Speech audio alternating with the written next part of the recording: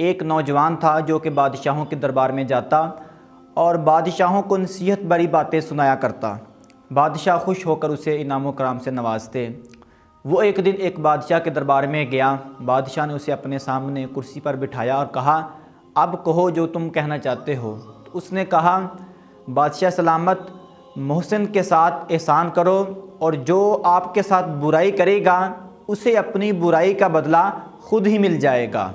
آپ کسی کے ساتھ برائی نہ کریں بلکہ آپ احسان کریں اور جو برائی کرتا ہے اسے اپنی برائی کا بدلہ خود ہی مل جائے گا۔ بادشاہ کو یہ بات بہت اچھی لگی۔ اس نے اسے بہت سارے تحفے دیے، بہت سارے انعامات سے نوازا۔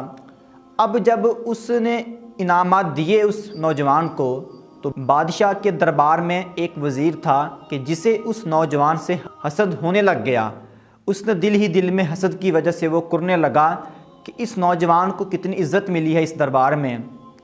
تو وہ حسد کی بیماری سے مجبور ہو کر بادشاہ کے پاس گیا اور جا کر کہنے لگا کہ بادشاہ سلامت، یہ جو نوجوان آیا تھا ابھی، اس نے اگرچہ باتیں تو ٹھیک کی ہیں لیکن یہ آپ کے بارے میں بہت غلط باتیں کرتا ہے۔ بادشاہ نے پوچھا کیا کہتا ہے؟ تو وہ وزیر کہنے لگا کہ یہ کہتا ہے کہ بادشاہ کے منہ سے بدبو آتی ہے۔ تو بادشاہ نے کہا کہ تمہارے پاس کیا ثبوت ہے کہ یہ اس طرح کہتا ہے؟ تو وزیر کہنے لگا کہ بادشاہ سلامت، آپ اسے بلائیں اور آزما لیں۔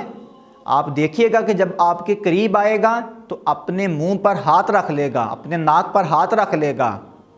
تو بادشاہ نے کہا کہ تم جاؤ، میں پہلے اس بات کی تحقیق کروں گا پھر کوئی فیصلہ کروں گا۔ اب جب وزیر بادشاہ کے دربار سے نکلا تو اسی نوجوان کے گھر چلا گیا۔ اس نوجوان سے جا کر کہنے لگا کہ میں نے تمہاری دعوت کی ہے، آؤ ہمارے گھر اور کھانا کھاؤ۔ وہ نوجوان، اسے کیا پتا کہ یہ وزیر مجھ سے حسد کرتا ہے، وہ اس کے ساتھ چلا گیا اور جا کر جب کھانا کھانے لگا تو وزیر نے کھانے میں بہت زیادہ لہسن ملا دیا ہوا تھا۔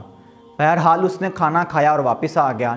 اب جب گھر واپس پہنچا تو ساتھ ہی بادشاہ کا قاصد آیا اور اس نے کہا، اے نوجوان، تمہیں بادشاہ سلامت نے ابھی بلایا ہے۔ وہ اس قاصد کے ساتھ بادشاہ کے محل میں پہنچا تو بادشاہ نے کہا، اے نوجوان، مجھے دوبارہ وہ کلمات سناؤ جو تم سنایا کرتے ہو۔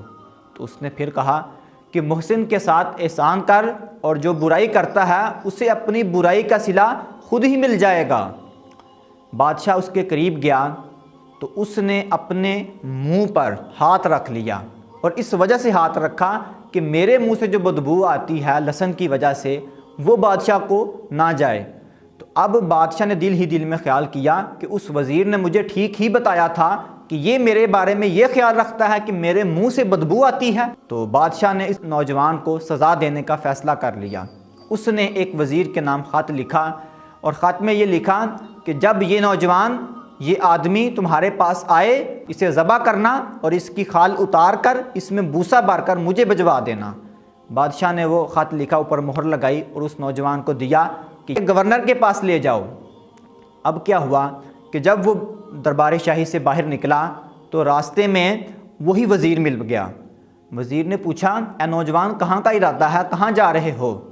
وہ نوجوان کہنے لگا اس وزیر سے کہ میں بادشاہ کے دربار میں گیا تھا تو مجھے وہاں سے ایک خط ملا ہے جو کہ میں فلاں علاقے کے وزیر کے پاس لے کے جا رہا ہوں۔ اب اس بادشاہ کی عادت یہ تھی کہ جب بھی وہ بادشاہ کسی کو بڑا انعام دینا چاہتا تو خود انعام نہیں دیا کرتا تھا بلکہ اسی طرح وہ خط لکھ دیتا کہ اس خط کو وزیر کے پاس لے جاؤ۔ پھر وہ خط میں یہ لکھا ہوتا کہ اس نوجوان کو، اس آدمی کو زیادہ سے زیادہ انعام دیا جائے۔ آج سے پہلے کبھی ایسا ہوا ہی نہیں تھا کہ کسی کو سزا کے طور پر بادشاہ نے خط لکھا ہو۔ اب اس وزیر نے سوچا کہ شاید اس میں انعام و کرام کا لکھا ہے بادشاہ نے۔ اس نے اس نوجوان سے کہا کہ یہ خط تم مجھے دے دو، میں بھی اسی علاقے میں جا رہا ہوں، لہٰذا میں دے دوں گا اس وزیر کو یہ خط۔ تو اس نوجوان نے چپ چاپ وہ خط اس وزیر کے حوالے کر دیا۔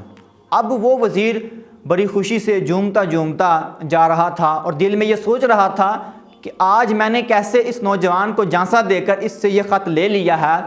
اب جو مال و دولت اس وزیر نے، اس گورنر نے اسے دینا تھا، اب وہ مجھے ملے گا اور میں اس طرح مال و مال ہو جاؤں گا، امیر ہو جاؤں گا۔ جب وہ وزیر وہ خط لے کر پہنچا تو اس نے بڑے ادب کے ساتھ اس گورنر کو وہ خط پیش کیا۔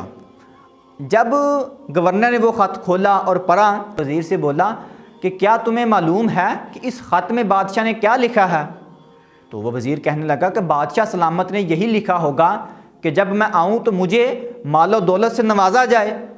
اس نے کہا نہیں، بادشاہ نے اس میں یہ لکھا ہے کہ یہ نوجوان تمہارے پاس آئے تو اسے ذبح کر دینا اور اس کی کھال اتار کر اس میں بوسا بھر کر میرے پاس بھجوا دینا۔ تو وہ تو ہکا بکا رہ گیا، وہ کہنے لگا خدا کی قسم، خدا کی قسم، یہ خط میرے لیے نہیں لکھا گیا بلکہ یہ تو فلاں شخص کے لیے تھا، میں نے اسے یہ خط لے لیا تھا راستے میں، اگر تم چاہو تو اپنا قاصد بھیجو جو بادشاہ سے اس بات کی تصدیق کروا لے۔ تو گورنر نے اس کی ایک نہ سنی، اس نے کہا کہ مجھے اب اس بات کی تصدیق کروانے کی کوئی ضرورت نہیں، اس خط پر بادشاہ کی مہر موجود ہے۔